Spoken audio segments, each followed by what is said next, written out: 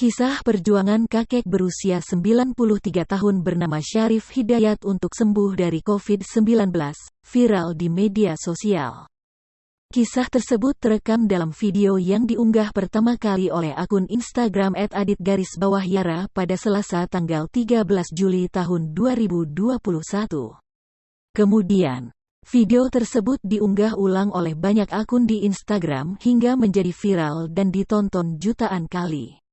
Dalam videonya, akun @adit_yara menceritakan kisah di balik perjuangan kakek Syarif untuk sembuh dari COVID-19.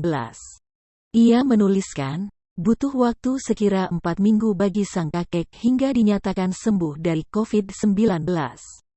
Saat dikonfirmasi tribunnews.com, pengunggah yang merupakan cucu sang kakek, Adit Yara, membenarkan kisahnya.